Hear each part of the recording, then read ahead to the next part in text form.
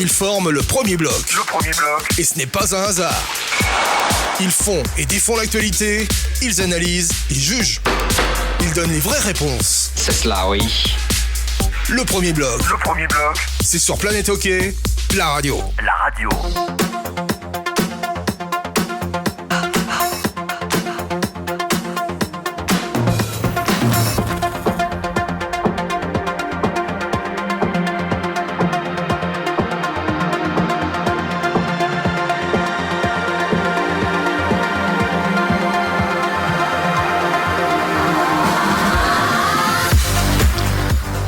Madame, monsieur, bonsoir, bienvenue. C'est le premier bloc, l'after, toujours depuis notre Bike and Coffee favori, ici à Nyon, le tête de course, avec encore une fois une fine équipe présente à nos micros aujourd'hui. Le coach, évidemment, Laurent Perroton. Bonsoir Laurent. Bonsoir. Christian Ponty. Bonsoir. L'habitué. Et puis un bel invité aujourd'hui, et on est en plein de l'actualité, on est fiers d'accueillir le capitaine de l'équipe qui est leader du championnat actuellement, c'est Noah Roth de Genève Servette. Bonsoir Noah. Bonsoir. Alors merci de participer à cette émission où nous avons une tradition, c'est qu'au début de chaque émission, eh bien, nous donnons chacun notre avis sur un ou des événements qui ont marqué la semaine du hockey. Ça peut être vraiment un tout petit événement ou ça peut être vraiment un truc exceptionnel. Moi j'aime bien aller chercher un peu dans la difficulté et j'aurais envie tout à l'heure qu'on m'explique pourquoi Fribourg joue super mal le vendredi et puis joue super bien le samedi, perd 2 fois, mais avec 2 équipes complètement différentes. Ça c'est pour moi l'interrogation de la semaine. Christian Ponty. Alors moi le fait du week-end c'est Obélix. Obélix et Artikainen. Timo Obélix. Voilà. T'avais compris. Ouais, non mais... Vous l'appelez comme ça? Ouais, vous l'appelez comme ça dans l'équipe? On l'appelle le sanglier. Ouais. Voilà, on sait pas. Il met des baffes au puck. Ouais, moi je dis tout le temps qu'il met des baffes au puck. Non, en fait, alors bon, à part la passe incroyable de Zurich, moi j'ai le premier goal contre Lugano qui met, c'est juste incroyable parce que le gars, j'ai jamais vu ça, il se fait son propre bloc pour prendre un relais et il marque. Non mais, en tournant le dos, il s'est fait un autobloc, j'avais jamais vu ça. Enfin bref, on n'arrêtera jamais d'être étonné de ce joueur. Donc ça, j'ai vraiment bien aimé. Et puis après, j'avoue, moins glorieux, mais j'ai pas du tout aimé la réponse de M. Depreux à propos de Svoboda. Ouais. Voilà, je trouve qu'en tant que président, tu réponds pas comme ça. Enfin, voilà. Laurent Perroton. Moi, je retourne des matchs du week-end et des romans, faire un petit bilan. Je voulais parler de Corey Emerton. Reparler un petit peu du match d'hier soir, Ambry-Lausanne. Et puis évidemment Artikainen aussi parce que j'adore le foot et le geste technique en patinant, en virant à gauche puis en faisant une ramasse avec son pied droit, c'est quand même incroyable. Alors a priori il a entraîné ça avec Omark, mais vraiment c'est ce que j'allais vous demander. Dans la créativité, faut vraiment avoir confiance en soi quand même. Hein. Vous faites du foot à l'entraînement sur glace parfois? Non, Omark il fait un peu tous les sports à l'entraînement parfois. mais non, Artikainen, je m'attendais pas que ça vienne de lui. Ouais, ah ouais. Non. Omark, ça m'aurait pas surpris. Enfin, il fait des trucs un peu bizarres tout le temps. Avec Linus Omark et voilà, ça vous motive pour tenter des gestes. Est-ce qu'il y a quelque chose que vous avez retenu vous ces derniers jours, à part le fait que vous êtes toujours en tête du classement? Écoute, pour moi, c'est peut-être plus compliqué vu que j'ai eu les 2 matchs. Mais non, moi, ce que je retiens, c'était mon premier match de Noël patinoire à Zurich. Et voilà, notre belle victoire pour rester en tête. Voilà, messieurs, faites attention avec vos micros et pas l'approcher trop près du casque parce que ça siffle un tout petit peu. Alors, on va laisser, comme d'habitude, Laurent Perroton ouvrir les feux, mais peut-être avec ma première question, comme ça on va balayer ma question. Alors, Fribourg oublie de jouer vendredi, perd, logiquement, et puis Fribourg perd aussi samedi, mais en faisant un excellent match. Comment est-ce qu'on peut expliquer 2 visages si différents? J'ai vu les 2 matchs. Vous savez ce que j'en pense, et puis on a été très très dur avec Connor Hughes, mais évidemment, il est revenu au niveau dans lequel on l'attendait, c'est-à-dire qu'il le sort, il est à 67% d'arrêt et puis il prend des goals. Bon, ça c'est sur un match. Ouais, mais on parle du premier match, mais quand l'entame de match, le gardien il est pas là et puis qu'il y a tous les goals, tous les shots qui rentrent, c'est compliqué pour l'équipe. Donc, et surtout face à Bienne. Et ensuite, le deuxième match, ils font un bon match, mais il est à 80%. Et aujourd'hui, il est 16e de la Ligue en termes de pourcentage d'arrêt. Et finalement, il y a 2 choses. Il a surperformé, ça on le savait. Il est redescendu à son niveau, puis en plus, il n'a pas de repos. quand on voit dans la ligue, chaque gardien a un temps de travail, un temps de repos, ou 2-1 ou 3-1 pour certains. Et lui, il joue tout le temps. Plus il est parti à la Spengler sans l'accord de son directeur sportif et de son entraîneur. Donc ça fait beaucoup pour un seul homme. Surtout, vous savez, quand vous êtes athlète de haut niveau, vous avez des fréquences. Aujourd'hui, il y a des joueurs de 4e bloc qui jouent 10 minutes. Si d'un coup vous les faites jouer 25 minutes les 3 prochains matchs, ça va aller 2 matchs. Mais le 3e match, il va y avoir un down parce que ton corps, il est habitué, c'est physiologique. Et là, je pense qu'il y a tous ces paramètres qui sont en jeu. Et puis l'équipe, elle commence à plus marquer. Donc plus se livrer, ils sont un peu plus offensifs. Mais derrière, c'est un peu moins performant. Parce qu'ils ont peut-être pris un peu plus confiance en Connor Hughes, justement. Moi je alors crois pas. Au départ, il le couvrait quand même beaucoup plus. Peut-être ses performances, mais c'est surtout qu'à l'offensive, les étrangers ont débloqué. Et du coup, quand tu débloques, tu es un peu plus créatif, un peu plus offensif. Et puis du coup, derrière, tu es un peu moins présent. T'as des shoots. Il a quand même des shoots beaucoup plus dangereux dans le slot. Et puis là, il prend des soft goals. À Rapperswil, quand Vuillardou marque, il doit jamais le prendre. Jamais. Ouais. On va vous écouter Christian Ponty dans un instant. Je voudrais quand même demander à Noah Rod si le fait de retrouver ou un Berra ou un Hughes face à vous, ça change quelque chose finalement pour l'équipe adverse. Est-ce que vous y pensez un peu ou est-ce que finalement un dernier rempart reste un dernier rempart, point barre? Ouais, moi c'est ce que je pense. N'importe quel gardien peut prendre des goals.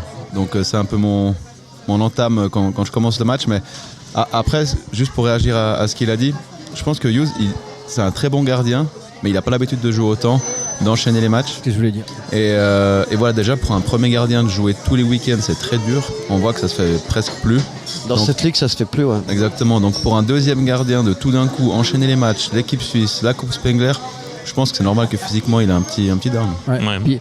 Puis juste si je peux préciser, lui vraiment il est passé de rien à tout. Parce qu'il avait à peine 10 matchs. Il allait des fois avec Sierre, il faisait des piges à gauche à droite. Ensuite, il a fait, comme tu dis, équipe suisse et derrière Coupe Spengler, donc 2 équipes différentes, donc ça a aussi pas mal parlé. Ensuite, il signe à Lausanne, et peut-être aussi bêtement qu'il est un peu rattrapé par la pression. Aussi, parce qu'en réalité, maintenant on dit numéro 1, mais on sait très bien que le numéro 1 c'est Berra. Voilà. Et quelque part, il redevient plus ordinaire parce qu'à la base, il est tout simplement moins fort que Berra. Et des fois, on oublie qu'on juge Fribourg, mais c'est pas Berra dans la cage. Et au bout d'un moment. Si tu rajoutes la fatigue, comme on dit et tout, et puis il n'a pas vraiment de backup parce que Jeffrey Mayer, je trouve qu'il a fait deux matchs, 3 matchs. Et puis maintenant, c'est le jeune galet.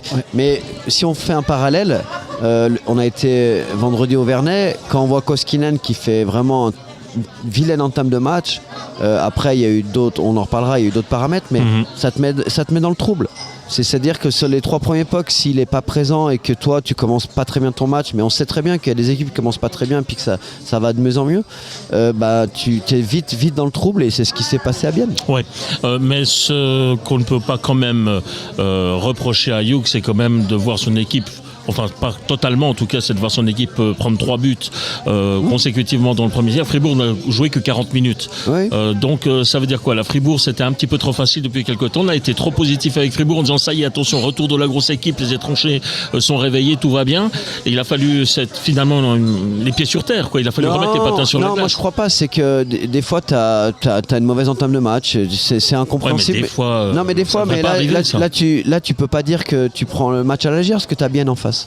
Et si tu joues pas bien défensivement, Bienne ils sont très créatifs et puis ils marquent beaucoup de goals. Donc tu peux pas te permettre de penser comme ça. Je pense que c'est une accumulation de choses. Ce qu'on peut reprocher à Fribourg, c'est de voir Connor Hughes pas dans un grand soir et pas de faire les efforts nécessaires comme ils ont fait pendant une bonne partie de la saison pour jouer plus défensif et essayer de le laisser dans le match. Et du coup il se fait sortir de sa cage et ça fait rentrer le jeune galet. Mais on peut leur pardonner entre guillemets de prendre 3 buts puisque le lendemain ils font un super match, ils perdent de nouveau, ils étaient menés 3-0, ils reviennent à 3-3, bon ils perdent ensuite au-delà du temps réglementaire, mais là Fribourg a fait un très bon match, a remis un petit peu l'église au milieu du village malgré le fait qu'ils aient perdu. Bon, ils ont fait un très bon match, ils perdaient 3-0, ils viennent à 3-3. Ah, c'est ça, c'est ce que je dis. C'est parce qu'ils viennent à 3-3 qu'on dit qu'ils font un bon match, parce que s'ils prennent le 4... Non, ils ont fait un très bon match pour moi. S'ils prennent le 4, c'est fini. Voilà, c'est ça que je veux dire. N'empêche que c'était différent de la veille. Mais Fribourg, ils souffrent du problème de plein d'équipes, c'est d'être régulier, c'est vraiment très compliqué. Et en fait, on en parlera avec Genève. Non, mais alors bon, eux, c'est les plus réguliers que Bienne. Mais ce que je veux dire, c'est être régulier dans ce championnat, parce qu'il y a tellement peu d'écart, tout le monde peut vraiment battre tout le monde que regarde Berne à un moment donné, ils ont gagné 8 matchs d'affilée et derrière ils ont perdu 3. On croit toujours que c'est hyper dur d'être régulier. Juste pour ce match-là, encore le coach challenge vainqueur. Ça fait trois fois qu'ils font des du bon boulot dans les tribunes. Ils font des points grâce à cela, donc c'est important aussi d'avoir un bon coaching staff. Ouais. Comment vous voyez Fribourg, vous, de Genève? Vous voyez comme un futur adversaire potentiel pour un peu plus loin dans le championnat, ou bien comment vous en discutez? Peut-être. Après, nous on a une phase de Fribourg, c'est la même chose pour Lausanne. On a une phase de Fribourg qui est un peu différente parce que chaque fois qu'on les joue, c'est un derby. Donc j'ai l'impression que les derbys, c'est quand même différent. Il y a une intensité supérieure. Les joueurs ont peut-être aussi plus de pression pour gagner ce match. Donc pour moi, qu'ils soient premier ou dernier pendant le derby, je trouve que ça reflète pas du tout le classement. Et non, moi je pense. On l'a vu avec Lausanne, hein, c'est exactement ça. C'est exactement ça. Ouais. Nous, on joue Lausanne, c'est la peau de banane. Alors on gagne, mais c'est des matchs compliqués. Mais vous gagnez toujours à Lausanne et eux, ils vous posent des problèmes à Auvergne. Ouais, mais souvent. Après, je regarde le classement, je dis, c'est eux les avant-derniers. Non. C'est quoi ce championnat, quoi? Parce que moi, je trouve que c'est une bonne équipe et qu'il y a des bons joueurs. Mais pour revenir à Fribourg, c'est aussi une très bonne équipe. Ils ont des bonnes qualités. Après, voilà, ils ont des points faibles aussi qu'on a essayé d'exploiter au maximum. Et voilà, mais comme je t'ai dit, un derby, c'est différent. Si je jouais dans une autre équipe, je pourrais te donner une idée un peu plus précise. Oui, je comprends. Laurent, on a rapidement évoqué Fribourg. Je ne sais pas si on a encore beaucoup de choses à dire pour l'instant. On va attendre encore les prochaines échéances pour voir finalement si ce n'était qu'un week-end un peu accidentel, avec quand même un petit point après une semaine parfaite. Ça peut aussi arriver. C'est un peu les hauts et les bas de chaque formation. On enchaîne ? Oui, on peut venir avec Bienne. Alors allons-y avec Bienne. Bienne, donc gagné ce fameux match contre Fribourg à la maison, et puis ils ont gagné à domicile contre Zug. Donc week-end parfait pour eux. Ils sont toujours au contact de Genève, donc c'est vraiment impressionnant parce que on le dit souvent, mais dans la qualité en quantité, ils ont quand même des blessures qui sont épisodiques, mais des joueurs importants, et puis ils arrivent toujours à s'en sortir. C'est là par exemple sur le souvent les mêmes, Brunner, Kunti. As. Il y a quand même des joueurs qui se blessent régulièrement, mais pas sur de la longue durée. Mais là par exemple, on a Kunti et As absents. On enlève Sateri qui revient à la compétition, donc on le protège aussi parce qu'on sait qu'il a beaucoup joué avec ses adducteurs et il a eu des problèmes à ce niveau-là. Et puis on joue avec Ritz qui a fait un excellent match et on gagne contre Zug en intégrant Chian dans le troisième bloc. Donc moi je suis toujours impressionné par cette équipe parce qu'on arrive toujours à trouver des solutions et il y a certaines équipes, lorsqu'ils ont des joueurs majeurs absents, ils ne gagnent pas.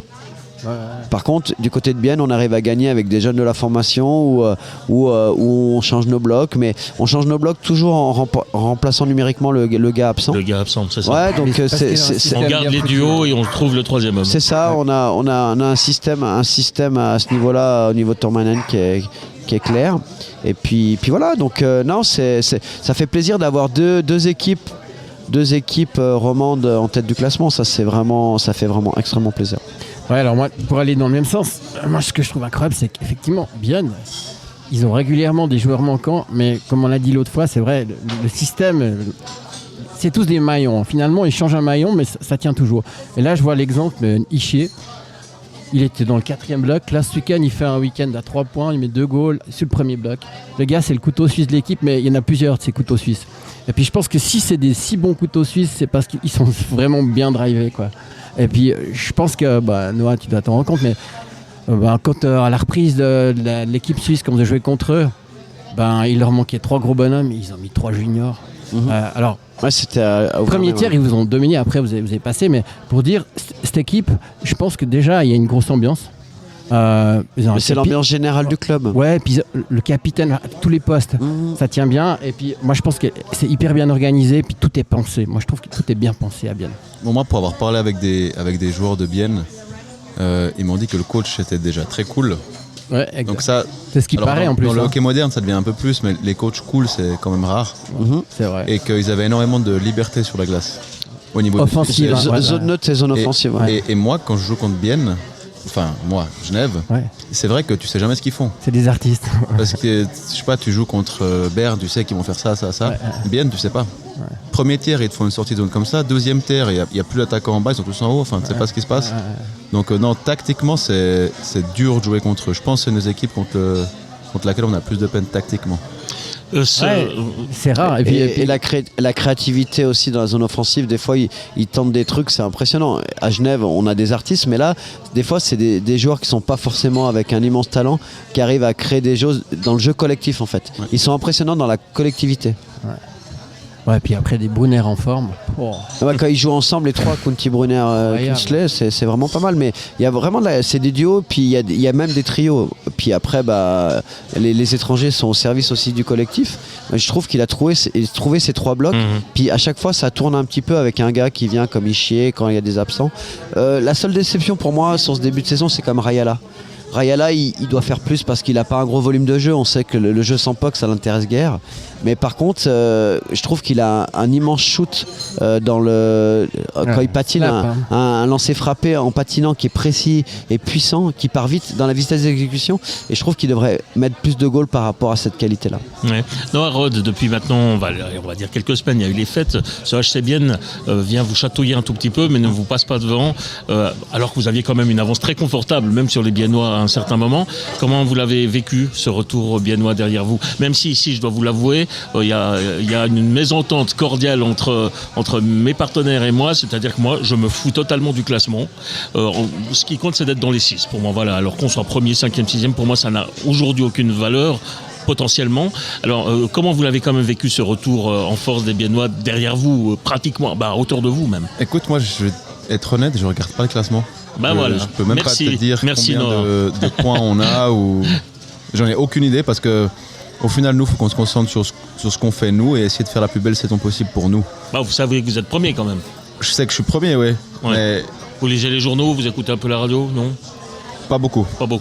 D'accord. Mais non, je sais que... Pour voir ce qui peut vous influencer quand même. Je sais qu'on est premier, mais je veux dire, j'ai aucune idée combien de points on a. Vraiment aucune idée. Non. Bon, alors, et ça m'apportera pas grand-chose de ça. C'est aussi un moyen d'enlever de la pression et puis de se concentrer et être focus. Hein, c'est ça, moi, qu'ils aient 6 points ou 3 points derrière nous, je veux gagner le match du week-end, la même chose.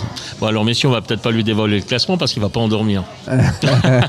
non, mais c'est intéressant dans ce cas-là, mais après, quand tu as fait une saison comme ça, le fait d'être premier à la fin, ça te met de la pression évidemment, parce que le 8e, c'est clair que tu as beaucoup plus de pression. Par contre, si sur la durée, si tu arrives à passer, quand tu es premier, le plus dur pour moi, c'est le quart de finale. Après, une fois que tu as passé ce quart, c'est un top 4, tout est ouvert, mais tu as l'avantage de la glace sur les 2 séries suivantes si tu vas au bout. Qui est relatif. Non, qui est devenu relatif. Ça dépend contre qui est. Va jouer une demi-finale à Berne quand tu n'as pas l'avantage de la glace. Je pense que tes épaulières, elles vont s'en souvenir. Non, mais je veux dire, à un moment donné, moi je crois que quand même l'avantage de la glace, selon les équipes contre qui tu joues et selon dans le club dans lequel tu joues, ça peut changer quand même. Je sais pas si statistiquement ça a été prouvé. Non, c'est pas prouvé, mais en tout cas, on préfère commencer à la maison, c'est sûr. Bien sûr. Oui. C'est sûr, il y a une énergie que tu n'as pas à l'extérieur. Vous seriez assez sur cette formule qu'on utilise d'aller aux États-Unis où on couple 2-2. Vous commencez avec 2 matchs à l'extérieur, vous continuez avec 2 matchs à la maison? Moi 100%, parce que je suis pour que la Ligue s'arrange pour qu'il y ait moins de déplacements, même si en Suisse on est considéré comme une ligue avec peu de déplacements. Donc oui, à fond. Ça, c'est le papa qui parle. Non, c'est pas le papa, c'est que pour moi, je trouve que... Mais si on peut éviter. L'autre jour, on a joué à Ambry le vendredi soir. Non, on a joué à Lugano le vendredi soir et Ambry est venu à Genève le samedi. Mais c'est vrai. Back-to-back, mais effectivement, avec les trajets entre les... Non, mais je veux dire, on peut jouer à Lugano le vendredi et samedi à Ambry. Mais apparemment, ça avantagerait les équipes qui font ça ou je sais pas quoi. Et puis surtout qu'il faut pas oublier, Genève, t'es au bout de la Suisse. T'es pas Zurich ils sont au milieu de tous. C'est ça. L'air de rien sur. Non, mais pas la même chose pour les Davos et Genève. Les plus à l'aise, c'est Fribourg, ils sont vraiment centrés parfaitement. Bon, Genève, qu'est-ce qu'on peut encore en dire? Allez, parlons un petit peu d'Artikainen. Non, mais ce qu'on peut en dire, c'est que déjà, il y a eu Et puis après, on parle un peu de Noah quand même. Oui, bien sûr, on va parler de Noah. J'ai plein de choses à lui demander. Il y a eu l'arrivée d'Ovitu. Il faut dire Ovitu. Moi je trouve que je le connais bien, mais je trouve que il commence à être en jambes. commence à être en jambes. J'ai regardé, il a une vingtaine de minutes de temps de jeu, donc c'est pas mal. À Berne, il a fait un bon il joue pas, il a fait 2 points, il joue pas les pipis, mais intéressant dans. Je vous ai dit, moi, ma vision des choses, selon les adversaires rencontrés, les équipes qui vont avoir 3 défenseurs étrangers vont pouvoir peut-être avoir parce qu'on a des bons attaquants suisses et moins de qualité en défense. Donc peut-être que et je vous ai parlé en premier de Zug. Oui, pour moi, Zug, les défenseurs suisses, c'est la cata. C'est la cata cette année. C'est pas au niveau général. C'est pas au niveau général et puis c'est pas au niveau des précédentes saisons. Et donc si tu récupères Hanson avec le nouveau qui est arrivé et puis l'autre étranger, c'est pas mal. Et là du coup, au niveau des rocades, le fait d'avoir Ovitu, ça va permettre aussi de voir pour la suite. Maintenant, on va voir s'il va être reconduit parce que c'est 45 jours. Ce qui est intéressant aussi dans son choix, c'est que on n'est pas dans le secret des dieux, mais on savait très bien qu'il y avait Lausanne qui était dessus. Ils ont fait une offre plus importante sur la durée et il a choisi Genève. Donc aussi, il croit au projet. Donc c'est comment dire, une bonne analyse pour la direction technique. C'est-à-dire d'avoir un mec qui accepte un contrat de si courte durée. On connaît les circonstances, c'est toujours difficile de revenir KHL par rapport à la politique, etc. Ouais. Mais et puis au moment des négociations, quand on va à Genève, on sait où on met les pieds. À Lausanne, c'est un petit peu plus compliqué quand même. C'est plus compliqué si on lit les médias, mais c'est toujours pareil. Quand vous êtes joueur, vous prenez des informations. Il y a Yorick Trey qui connaît très bien. Mais à Lausanne, il y a Christo. Donc, il y a Jimmy aussi. Il y a Jimmy aussi qui connaît très bien. Et Jimmy est très très important aussi dans la vente du club au niveau de il y a la représentation du club. Il vient de Haute-Savoie à la base. Ouais, puis il a dû jouer avec Cadio si je ne me trompe pas. Ah, en junior majeur. Non, parce que Trey. Non, je confonds. J'ai confondu Trey et Ovitu. Non, c'est Trey qui a joué. Trey, exactement. Enfin bref, il y a des relations. Ouais, il y a des relations, mais là où c'est intéressant, c'est qu'il choisit ce club-là par rapport. On veut tous gagner. Et puis là, évidemment, il prend. C'est un gros risque parce que vous savez que les 2 autres étrangers, je vous rappelle, c'est Tom Ernest et Vatanen. Donc c'est pas facile. Mais un Vatanen blessé et puis un Tom Ernest pas au top. Donc, non, mais ça reste quand même des emblèmes du club. Et puis devant, les étrangers. Et puis ça, Noah va pas pouvoir se prononcer, mais je vois un petit peu les choses. Si d'un coup c'est un peu compliqué défensivement, ça m'étonnerait pas de voir 3 défenseurs étrangers et de voir un artiste comme Omar en tribune par exemple. Mais ce qu'il faut pas oublier, c'est que déjà il parle la langue. C'est un gars qui connaît le championnat suisse, il connaît la région. Ses cousins, c'est les Bougros. Les frangins Bougros. Les frangins Bougros, un qui joue à Cloton et un qui est le petit qui a. Mais du coup, quand tu prends un gars 45 jours, que déjà il a ces avantages-là, Jimmy, toutes ces choses.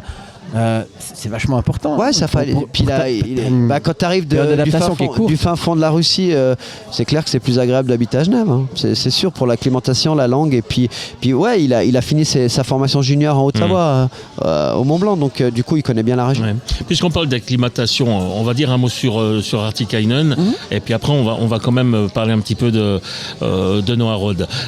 Artikainen, d'allure Noah avait même l'air étonné de ce qu'il était encore capable de faire.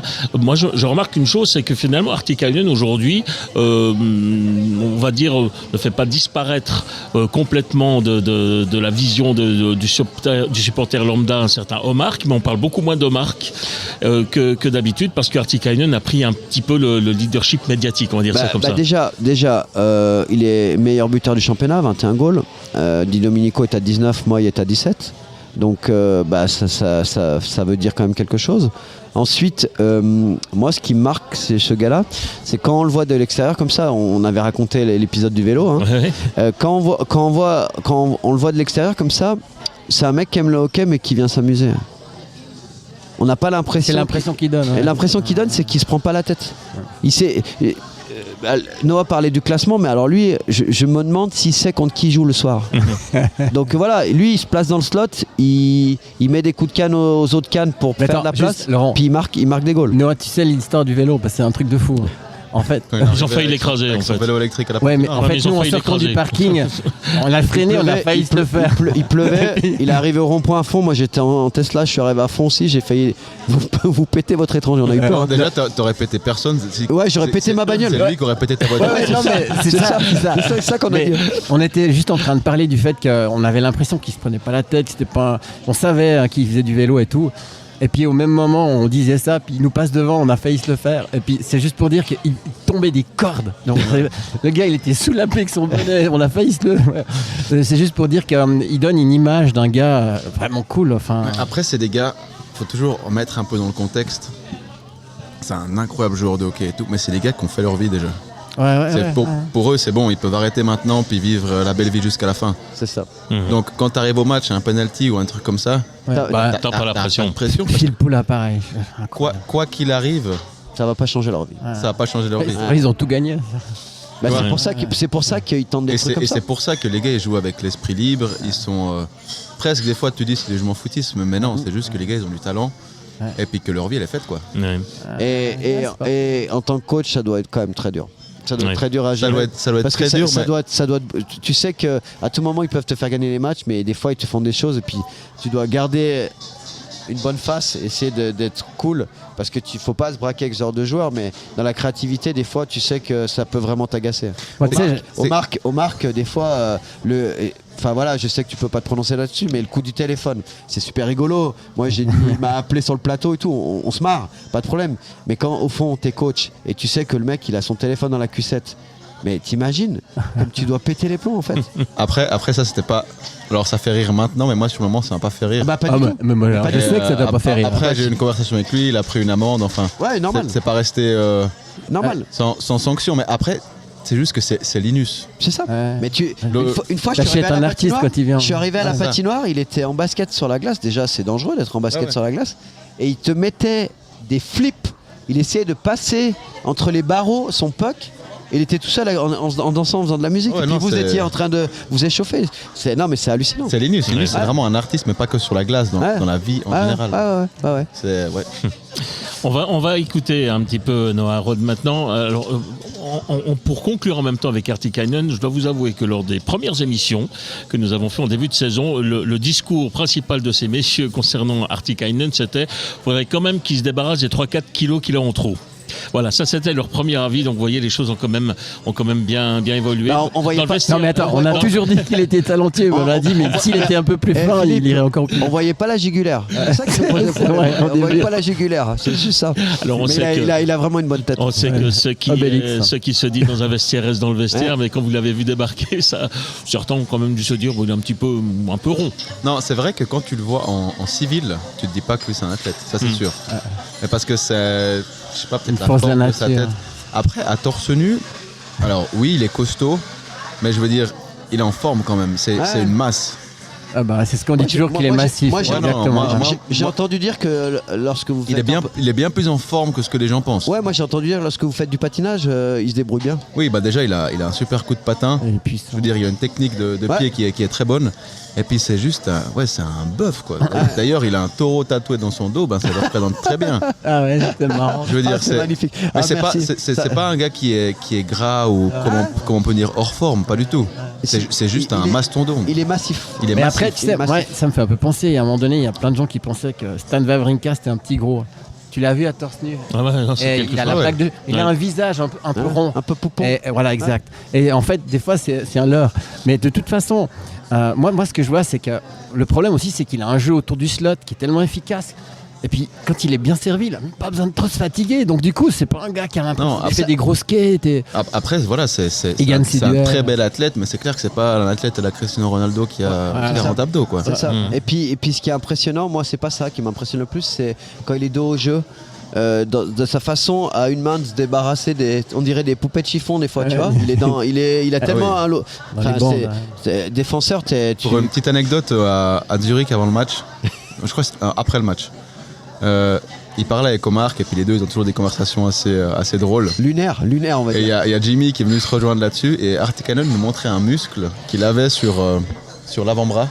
Il y a que lui qui a. n'existe pas chez nous. Et après, tu dis, c'est pour ça que lui, il prend le puck et puis il fait des trucs comme ça. C'est juste un animal. Bon, messieurs, on va parler un petit peu du capitaine de Genève Servette. Mais d'abord par procuration, Noah Rod, si je vous dis Montandon sauver Rod, ça vous dit quoi? La ligne de Fribourg à l'époque. Avec Jean-Luc, avec papa, avec papa Jean-Luc, avec Gilles Montandon et Jean-François Sauvé. Et cette époque-là, que vous aviez envie de faire du hockey sur glace, vous étiez à peine né en fait. J'étais pas né. T'es né à Chaux-de-Fonds, toi. Ouais. Non, j'étais pas né. Ouais. Pas né du tout. Mais par contre, c'est vrai que la carrière de hockeyeur du père, ça pousse le fils à en faire un petit peu. Il a dû vous en parler quand même.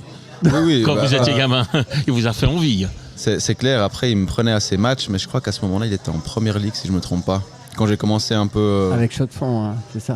Ouais, je crois qu'il était avec Marly ou, possible. ou Romont. Ouais.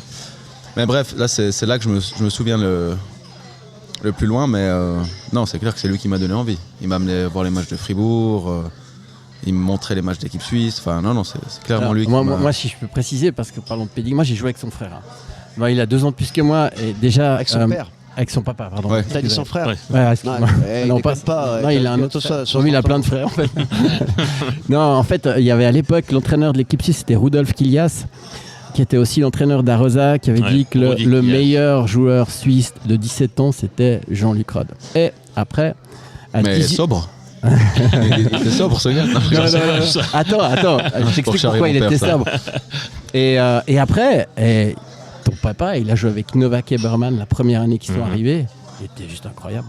Donc le pédigré, il l'a.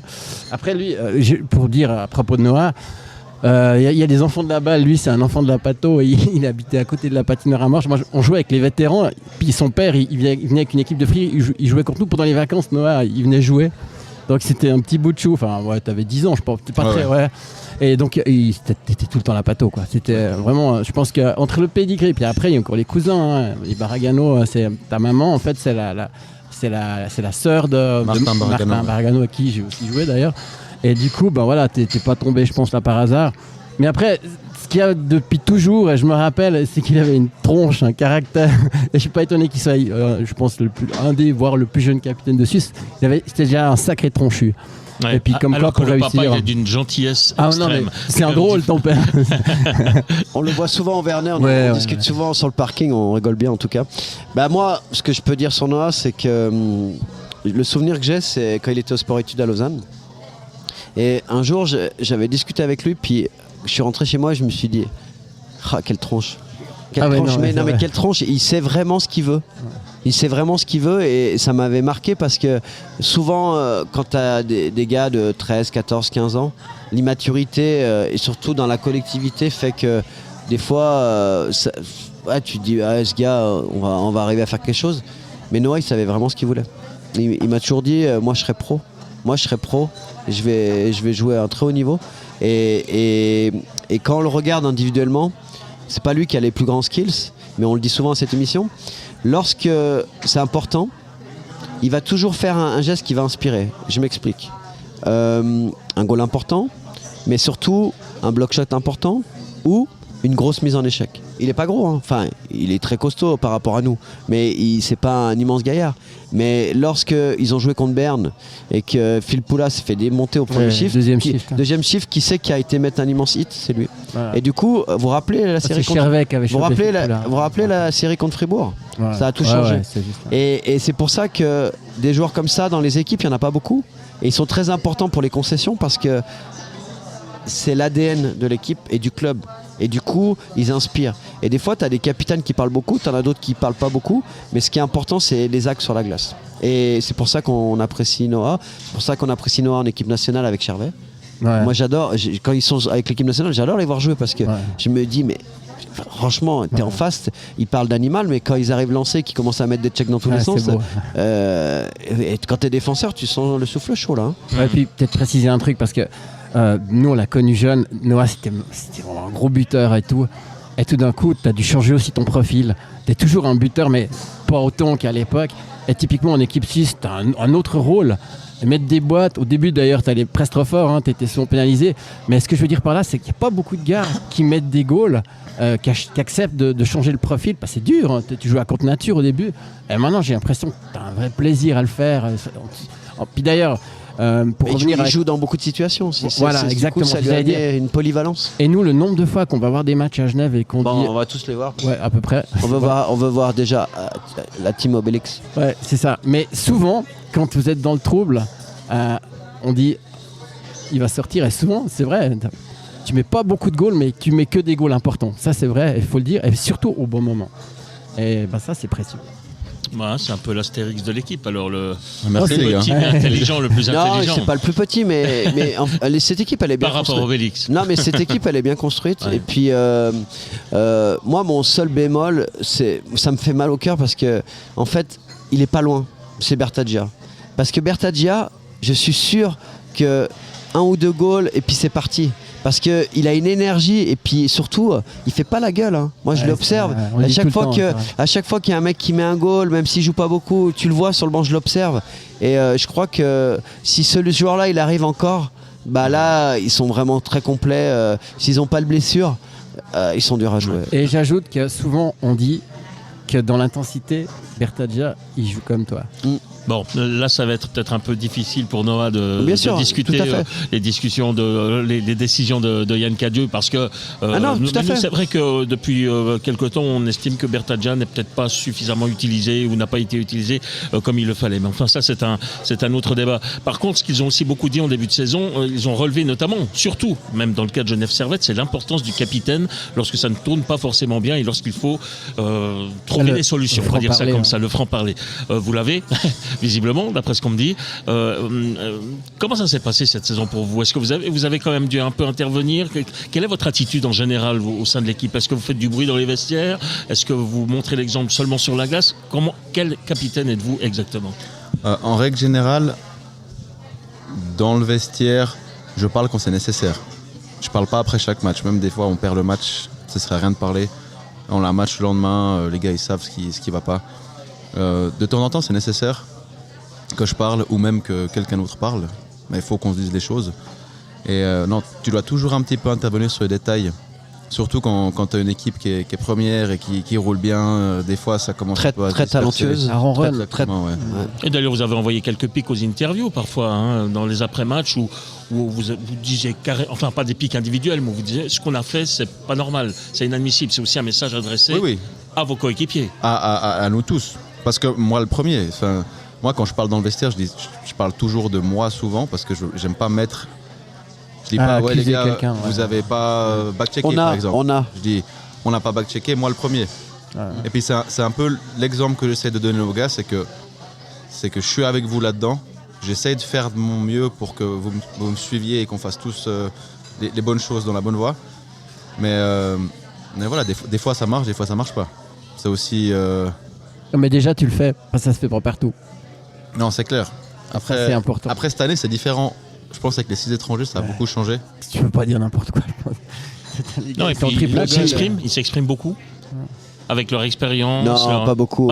Les Nordiques, ils sont très taiseux, moi, je trouve. Mais moi, j'aime bien ce que tu as dit. Pour moi, j'aimerais bien qu'ils s'expriment un peu plus. Ah ouais. Mais c'est comme tu dis, ils ont déjà fait leur vie. Ouais, mais quand un Phil Poula dit quelque chose dans le vestiaire, le gars, c'est un triple gold.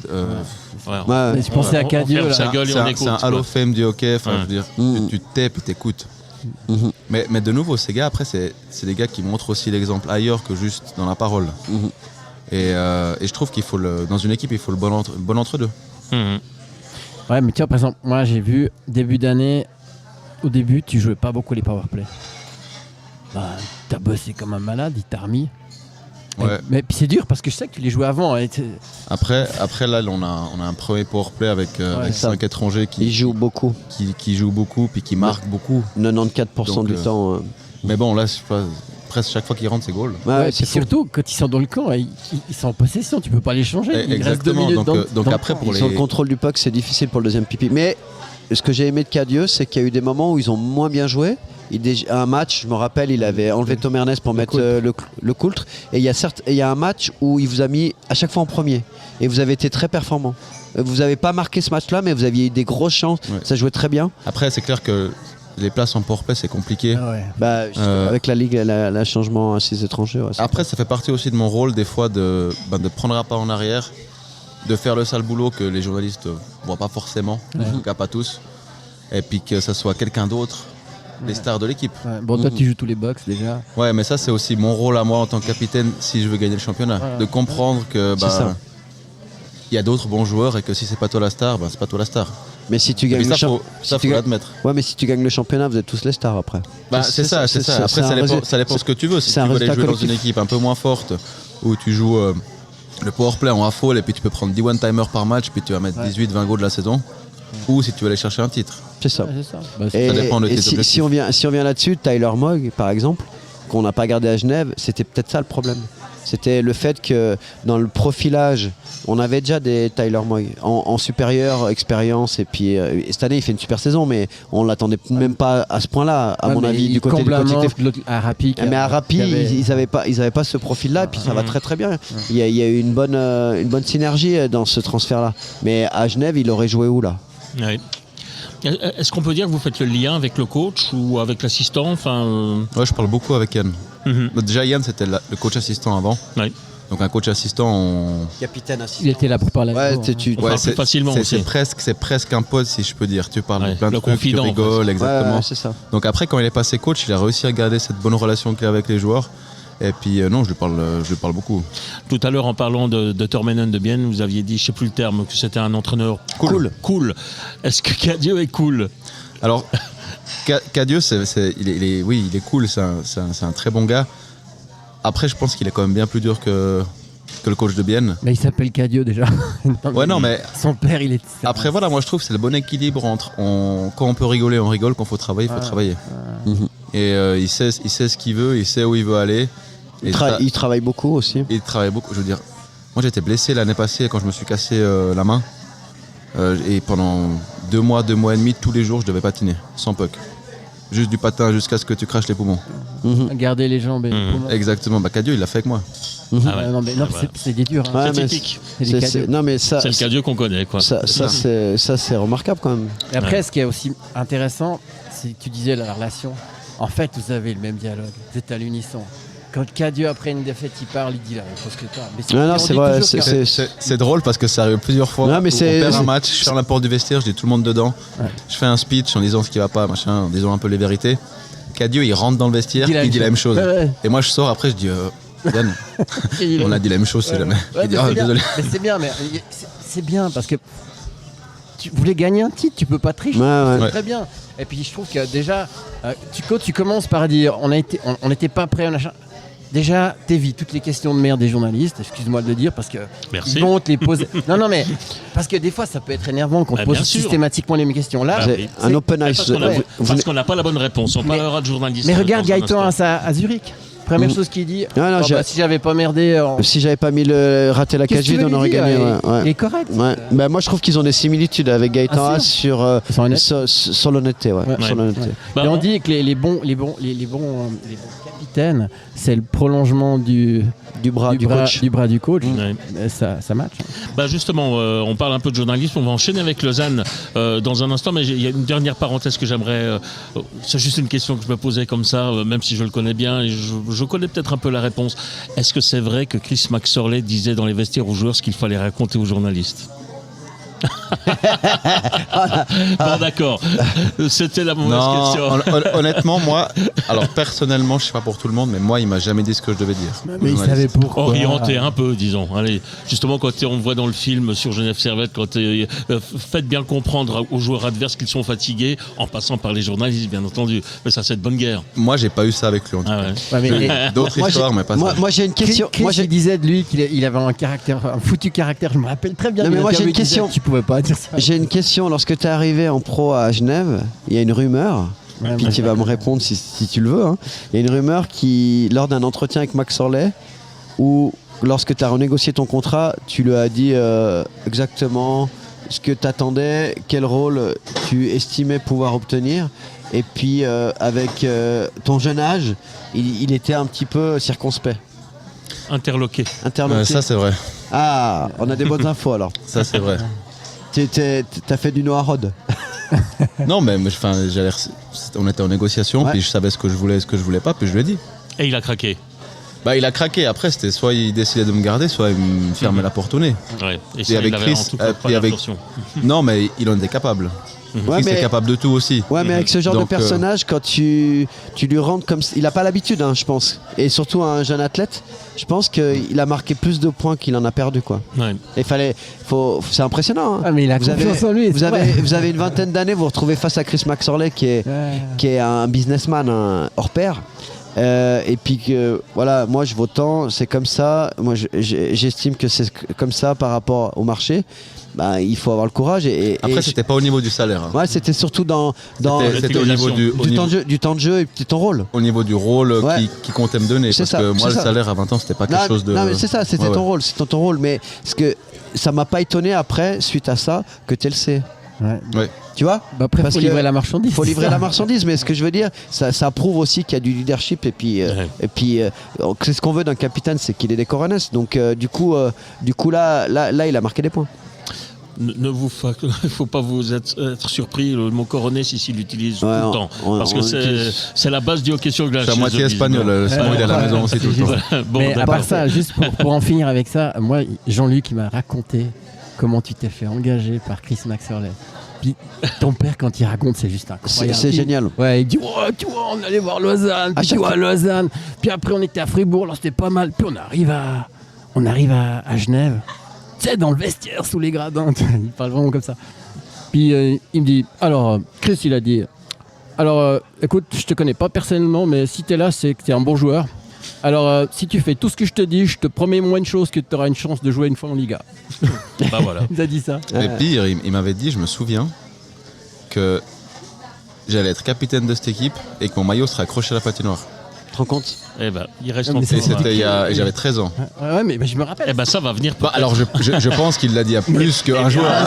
Bien sûr. Mais Je pense qu'on l'a tous entendu, celle-là. Et Mais d'ailleurs, en attendant, il a respecté ses engagements. ses engagements. Et d'ailleurs, ce qui est hallucinant, c'est que vendredi, on était à Auvernais, et qui c'est que j'ai vu de loin dans la patinoire ? Chris Maxorley, qui est quand même dans des affaires un petit peu compliquées avec le Genève Servette et qui a été licencié de Lugano, qui vient au match. Et je pense que c'est le seul gars capable de faire ce genre de choses, parce que moi j'aurais jamais osé venir à la patinoire, mais lui pas de problème, il était là, il regardait tranquille et tout, donc moi il me fait vraiment marrer.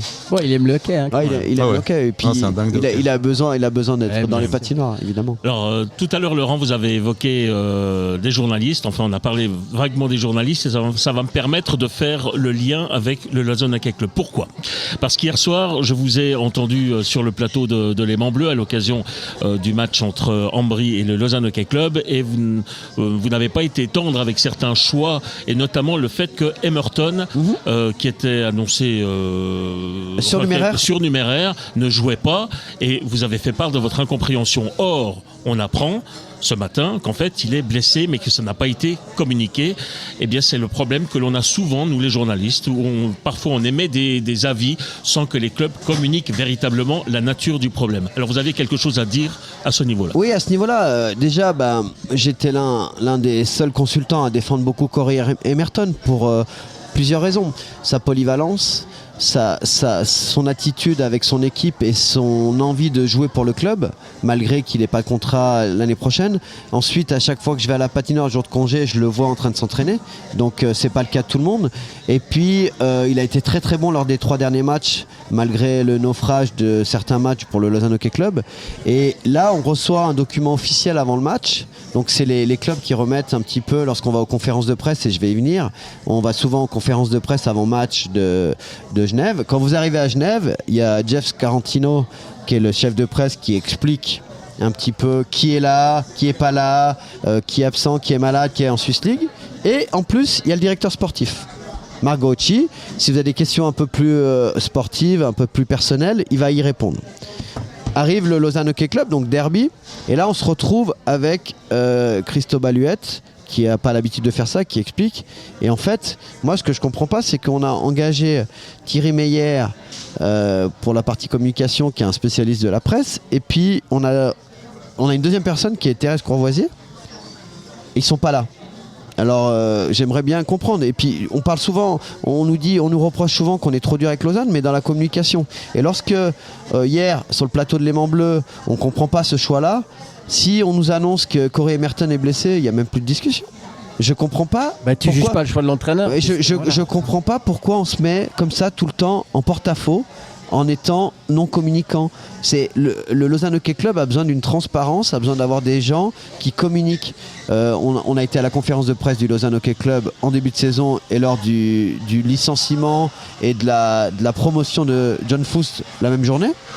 Et puis, on a été à la conférence de presse du Genève Servette, où c'était un café tranquille, on était dans... deux ambiances différentes. Deux ambiances différentes, et c'est ça qu'on a besoin de changer. Et on a souvent des reproches, et puis j'y viendrai après. Et là, pour moi, hier, on reçoit un document officiel où c'est marqué Corey Emerton surnuméraire, nous on ne comprend pas, mais en fait, il est blessé. Voilà. Donc voilà, je voulais juste venir là-dessus en disant qu'on aimerait avoir une communication plus claire, plus linéaire. Comme ça, on ne juge pas le sportif par rapport à des choses qui nous viennent. À ce niveau-là, du côté de Genève, il faut dire que ça, c'est Chris Paxorley qui a donné les grandes lignes de ce qu'il faut faire dans un club hyper professionnel. Et à Genève, vous en profitez à fond aujourd'hui maintenant. Hein. Vous êtes le club structuré avec peut-être Zurich par excellence. Oui, et puis surtout quand le Jeff Scarantino, c'est un homme formidable. Non mais il fait un super boulot. Vous en faites pas avec sa caméra et tout ça, et vous en faites pas trop parce que... Non, alors c'est clair, les interviews et tout, c'est pas trop ce que je préfère faire. Ouais, donc Anderson demande de Jeff à chaque fois, c'est un peu la même histoire.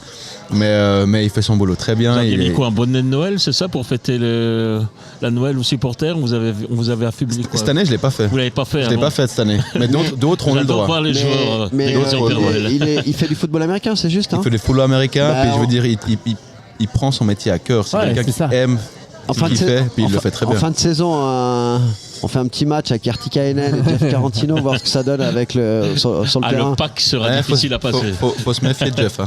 Ouais, bien sûr, il est solide. Moi j'ai essayé une fois, on avait un deux verres dans le nez quand même, mais j'ai essayé de le passer. Hors saison, bien sûr. Mais c'est une pièce. Hein. J'ai pas réussi à le passer. Ça ne m'étonne pas. Ouais. Ok. Ouais. Bon, puisqu'on parle de Lausanne, allons-y un petit peu sur la performance lausannoise. On a des questions. Il y a le forum du LHC qui a beaucoup réagi suite à notre émission par rapport à John Foust. Moi, c'est Christian qui m'a envoyé quelques screens et j'ai été lire parce que c'est intéressant. Il y a deux personnes, il y a un dénommé Cédric qui a des très bonnes analyses et puis un dénommé Guy qui a aussi des très bonnes analyses. Et finalement, Cédric, ce qu'il dit, c'est que c'est pas le moment de tirer sur l'ambulance et puis il faut essayer de trouver des solutions. Et il a complètement raison et finalement, des fois, on a des propos un peu durs. Mais hier, j'étais triste en fait. J'étais triste parce que ça se joue à pas grand chose. Les gens sont très durs, mais sur les 40 premières minutes, c'est juste de la confiance, il faut marquer. Ils doivent sortir 3-0 Lausanne. Jäger a une grosse chance. Évidemment, Juvenen fait des gros arrêts, mais quand tu arrives sur une passe en retrait face au slot, au moins tu cadres, tu shootes pas à côté. Donc ça, c'est vraiment un problème de confiance. Après, la discipline individuelle au troisième tiers, ils n'arrivent pas à jouer 60 minutes.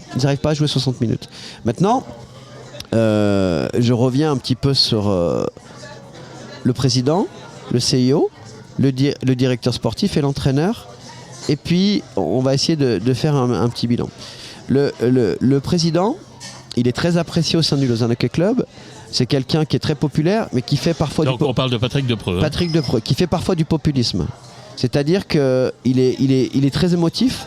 Et lorsqu'il a un micro, des fois, il s'emballe un petit peu. Sa dernière interview, c'était quelque chose. C'était lunaire. C'était lunaire parce que déjà, on voit qu'il est stressé des questions. Et du coup, il parle des fois, mais il n'a pas le micro, donc on n'entend pas ce qu'il dit, il revient, etc.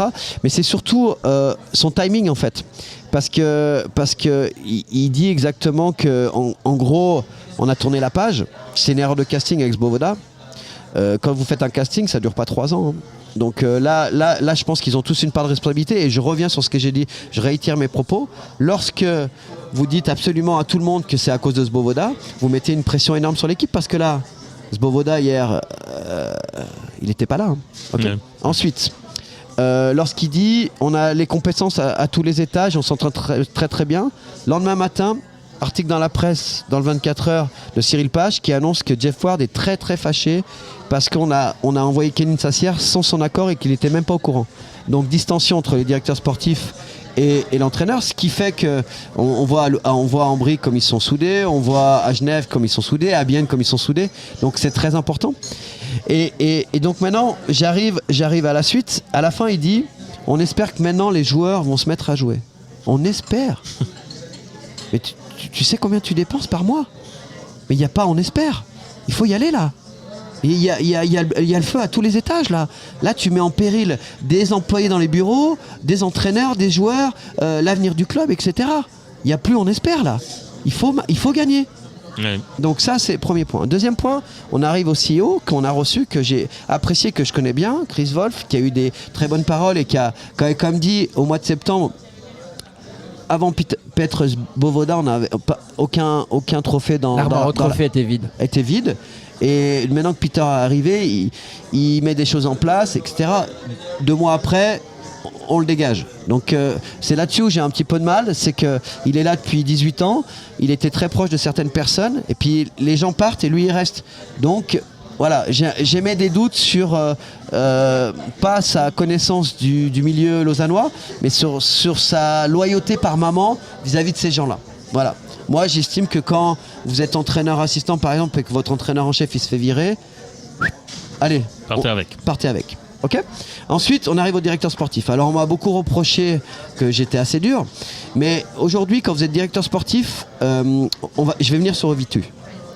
Aujourd'hui, quand vous êtes directeur sportif, c'est le premier contact, l'image que vous renvoyez. Donc, il y a Ovitu, il rencontre Marc Gauchi, puis il rencontre John Foust.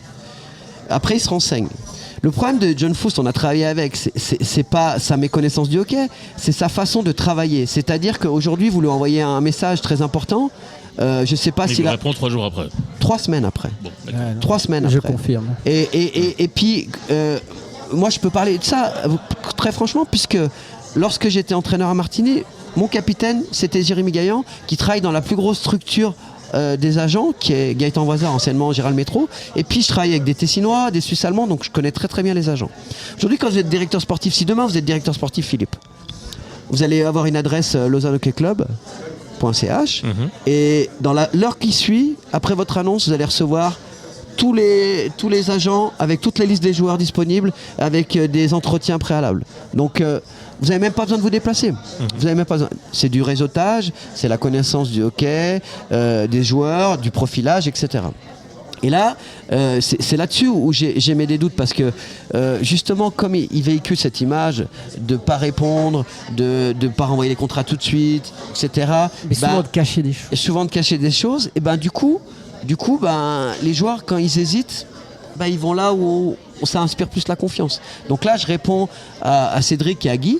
C'est un petit peu ça le problème. Et c'est pas attaquer John Foust, c'est expliquer comment les agents y pensent. Okay. Ensuite, on arrive à Jeff Ward, et là, je vais défendre John Foust. Parce que John Foust, quand il était là, par moment, sur certaines séquences, il y avait un meilleur fond de jeu. Et la différence avec Jeff Ward, c'est que John Foust, il avait beaucoup de blessés. Là, il y a tout le monde qui est en santé, qui est revenu, à part Edner, qui est un joueur important. D'accord ? Donc là j'ai juste fait un petit comparatif des joueurs, et puis c'est là où je vais en venir. Moi, j'appelle ça le bling-bling. Aujourd'hui, il y a 8 joueurs du LHC qui ont joué en NHL. D'accord, 8 joueurs, ce qui représente 1600 matchs. Il y a sur les binationaux ou licences suisses et les étrangers, il y a environ 11 joueurs qui ont joué des championnats du monde ou avec l'équipe nationale, ce qui représente environ 800 matchs. En équipe suisse, il y a environ 10 joueurs qui ont joué régulièrement avec l'équipe suisse, ce qui représente 400 matchs. Donc là, vous êtes à 1200 matchs. D'accord ? C'est impressionnant. Aujourd'hui, si vous prenez la défense de Lausanne et vous comparez à Rapperswil qui est 3e, à Cloton qui est 7e, à Langnau qui est 12e ou à Ajoie, il n'y a pas photo. Les gardiens, c'est Tobias Stéphane, Lauri Kainen qui a joué 2 matchs avec l'équipe nationale, et puis Pounenov qui est international letton. D'accord ? Donc là, vous avez en attaque, pareil. Donc là où je veux en venir, c'est que on parle souvent de cette équipe en disant ouais, il y a tout cela, mais il y a combien de temps ? C'est-à-dire que moi, ce qui me dérange, c'est qu'aujourd'hui, les supporters, ils râlent qu'il n'y a pas d'identité, que l'équipe, c'est une bonne équipe et qu'il devrait faire beaucoup mieux, et puis qu'avec tous ces noms, avec tout cet argent mis, mais finalement, cette équipe, il y a 4 ans, elle aurait été très très performante. Est-ce que c'est les mêmes joueurs que je viens de citer qui ont le même niveau aujourd'hui ? Je m'explique encore. Moi, j'ai 50 ans. Quand je jouais, par rapport à ma taille et mon poids, ma seule qualité, c'était ma vitesse. J'ai recommencé à jouer. Je vais au fitness, je fais du vélo et j'ai pas de vitesse. Je suis nul. Je pète les plombs. Mais j'ai plus d'essence dans le moteur. J'ai plus de fibres rapides. Et puis, je me suis réveillé une nuit, je me suis dit, mais mon grand, t'as 50 piges. Réveille-toi, gros. Et là, c'est ça le problème. Et aujourd'hui, je vais même plus loin dans mon analyse. C'est que si aujourd'hui, on dit, OK, on va chercher une 10e licence. Il y a un joueur de AHL que je connais très très bien, qui est représenté par un ami, qui est un peu du style Muller de Lugano, très rapide, qui travaille dans les deux sens, très intéressant. Qui est attaquant. Si on leur propose ce joueur-là, ou on propose Jaromir Jagr qui a 50 ans, on fait un sondage sur le forum, il y a 90% des gens qui vont voter. Vont dire Jagr. Ouais. Donc à un moment donné, ce côté bling-bling, aussi les gens ils le veulent. Et puis quand ça marche pas, on crie au scandale. Hier, Maillard 10 minutes 33. Et en fait, je le connais très bien, et hier, il a 2 fois des situations où il joue très très bien, il doit shooter, il veut la donner. Il n'a pas de confiance. Ugly, vous savez, son salaire, on en a beaucoup parlé, 0 minutes.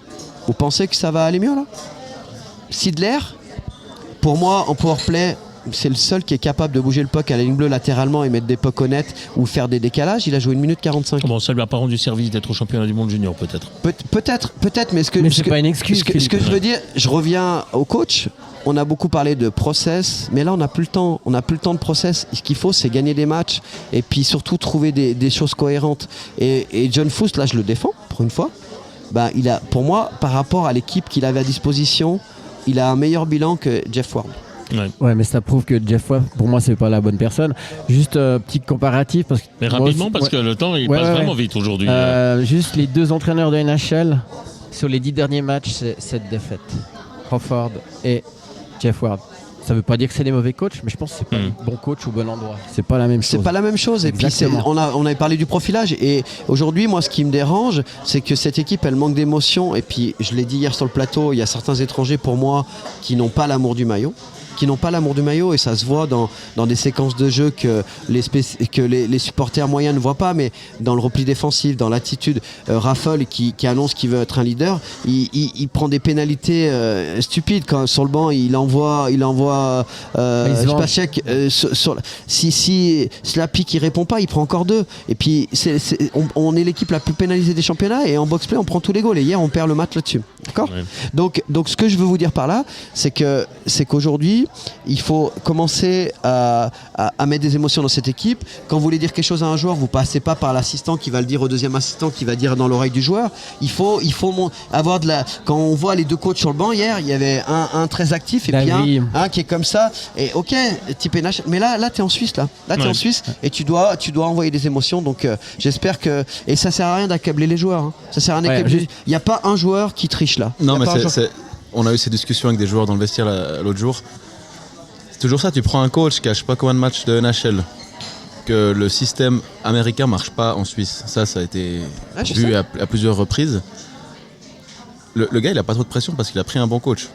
Il s'est blindé avec un coach de renom. Tandis que si tu prends un gars que personne connaît mais qui a fait des super résultats ailleurs en Europe, peut-être, tu prends un risque. Parce que si ça marche pas, t'as pas engagé un gros nom. C'est vrai, bonne réflexion. Il protège son cul. Très bonne réflexion. Ouais, mais très bonne réflexion. Mais quand vous connaissez le marché, que vous êtes directeur sportif, on le sait ici.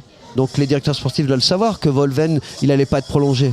Par exemple pour... Et il n'y a pas grand monde qui a envie de l'engager aujourd'hui en plus. Holden qui cherche. Est-ce que dans le profil, par rapport à sa connaissance, et en pompier, il aurait été pas mal? Mais l'entraîneur deuxième l'année passée. Patémon, je sais pas. Pour la confiance. Je sais pas, mais là, on n'a pas le temps. Ouais. Et si on continue comme ça, on est 13e. Et Ajoie, vous avez vu qu'il est en train de revenir, qui est à 4 points. Justement. Moi, je voulais juste rajouter une dernière chose par rapport à ce que tu as dit, parce qu'on a parlé de leadership. Hier, on a parlé, et tu le sais, Noah, Maillard, c'est un gars qui a un gros one-timer. Il jouait que les powerplays avec Chris, des fois, même pas seulement les powerplays. Là, il a joué, j'ai regardé 1 minute 13 de 13 secondes de powerplay et avec Pedretti et Kenins. Autant dire Ouais, que, voilà. c'était sur un engagement, Voilà, c'était la fin d'un shift. Mais fin du match, bagarre. Ouais. T'as vu Maillard? Ouais. Il a sauté sur Il a les sauté pieds. dessus. Et voilà. Mais C'est ça, il se donne. des Lozona, du cœur, machin. C'est ce qu'on a besoin. Et en fait, ça fait pas longtemps qu'il joue Maillard. Et je rejoins à ce que je dis. Est-ce qu'un directeur sportif, c'est Margocci, il a commencé comment? Il a été avec les novices, d'un coup on l'a mis là. Mais c'est un mec qui a l'amour du club, l'amour du maillot, Du sport. qui est smart. Et il n'y a pas besoin d'avoir fait. Tu connais bien le hockey, puis tu as des bonnes relations, et du coup, tu es concret dans ce que tu fais, et tu es précis. Et l'amour de la découverte, il a aussi été joué à l'étranger. Oui, et tu es loyal. Voilà. C'est ça. Bah, tu as les agents qui se tournent vers toi, puis tu arrives à faire du bon recrutement. C'est tout. Messieurs, allez, encore 3-4 minutes maximum. Ouais, sur Ajoie. Oui, sur Ajoie, mais c'est là où Noah Rod est en train de découvrir pourquoi notre émission a un certain succès, parce qu'on est assez cash quand même. Et merci en tout cas d'être aussi intervenu dans une discussion. C'est pas toujours évident de se positionner quand on est encore joueur en activité dans un club. Évidemment. Où le moindre mot parfois peut prendre des proportions considérables. Mais j'ai quand même envie, parce qu'on est obligé de parler d'Ajoie, et vous avez aussi dit hier sur le plateau des Blancs Bleus que pas sûr finalement qu'Ajoie ne progresse pas encore au classement. Mais vous avez vu la fréquence? C'est deux victoires, une défaite, 2 victoires, une défaite. Vous faites le ratio par rapport à la fin du championnat. Ils sont pas loin des pré-playoffs. Ils sont à 4 même en pré-playoffs. Non, peut-être pas là, mais ils sont pas loin. Ils sont à 4 points de Lausanne. À ce rythme. Ils sont à 4 points de Lausanne. Ouais. Et là, pareil. Par la circonstance, on a mis pas Geoffrey, excusez-moi. Vauclair. Julien Vauclair, qui était directeur sportif, entraîneur. Aujourd'hui, il y a Pézanne qui a encore un contrat d'une année. S'ils sont maintenus en Liga, il y a Gary Chian qui est prolongé une année. Moi, Vauclair va rester coach. Mais il raison faut financière. Mais raison, en plus, mais raison c'est bien sportive. ce qu'il fait. Raison sportive. Christian Dubé, il a commencé comme ça. Steinegger, il a eu le courage de le faire. Et moi, je trouve que c'est bien. Un ancien international suisse qui se retrouve entraîneur en Liga, moi, ça me fait plaisir. Ouais, puis il a dit un truc quand il est arrivé. Il a dit une des raisons, c'était que certains joueurs avaient regretté que l'année passée il arrête. Et moi je veux mettre mot progression. Juste pour info, j'ai regardé les 3 derniers matchs. Pilet, 2 minutes de pénalité en 3 matchs. Pouilly, 7 points, 4 goals, 12 minutes de temps de jeu. Et puis ils ont gagné au pénalty. Alors qu'ils avaient Rappelez-vous ce que Pézanne disait, les pénaltys. On va pas au pénalty, Charles Gardens qui sont nuls. On est nuls. Voilà. Et je pense que le gap au niveau du salaire des coachs, comme quoi, encore une fois, solution locale, des fois, c'est la meilleure. Bah voilà, messieurs, encore un petit mot à rajouter peut-être, Noah? Non. Alors écoutez. Est-ce que vous allez ramener la coupe? Ramener la coupe à la maison? On va tout faire pour, ça c'est sûr en tout cas. Ouais. En tout cas, ça fait. Moi, je voudrais juste rajouter quelque chose sur le nombre de spectateurs au Vernet. J'étais déçu au début de saison, et c'est de mieux en mieux. C'est de mieux en mieux. Il y a une vraie vie, et puis ça fait plaisir de voir jouer cette équipe. Et puis vraiment, nous, on est pour le hockey roman. On espère vraiment qu'il y ait une équipe romande qui gagne ce titre une fois, pour qu'ils se taisent un petit peu de l'autre côté là. Moi, je voulais savoir, j'ai une question à te poser. Est-ce que tu peux passer un message pour nous? Est-ce que tu peux demander à Berta Djerac qu'il n'arrive pas en marchant quand il rentre sur la glace? C'est un gars que je rigole, mais c'est vrai que je me rappelle que ça a commencé avec Chris. Et les gars, c'était de la dynamite, ils arrivaient. Puis tout d'un coup, t'as Bertaggia qui marche. Tu dis, il est pas motivé. En fait, c'est pas vrai. Il est motivé. Mais il arrive tout le temps. Il marche. Ouais, c'est juste qu'il a une telle vitesse que quand il décide de partir, il rattrapera les autres. Non, mais c'est vrai. Ouais, c'est ça. Et puis peut-être que c'est vrai qu'il du coup, avec les lumières, faut faire gaffe. Bon, ben voilà, messieurs, je crois qu'on va en rester là. Ouais, merci beaucoup en tout cas. Merci à vous. Merci à Noah Rod. On est content de lui avoir appris que son club était en train de jouer les premiers rôles, puisque visiblement, ça l'intéresse pas vraiment pour le moment. Il regarde pas le classement. Voilà, il regarde pas le classement, il en est au match par match. Merci à Christian Ponty, merci à Laurent Perrotton. On n'a pas rappelé une deuxième fois aujourd'hui, je vais quand même le dire. Nous étions comme d'habitude depuis le Bike and Coffee tête de course à Nyon, tout près de la gare, si vous cherchez une fois à nous joindre. Je vous rappelle que cette émission, vous pouvez la trouver sur YouTube, sur l'adresse Planet Hockey Center. Vous pouvez également la réécouter d'ici quelques minutes, puisqu'il y a déjà rediffusion sur le coup de 22h, et puis également mardi matin sur le coup de 6h, et puis il y a encore une prolongation jusqu'à mardi à 13h pour la dernière rediffusion de cette émission.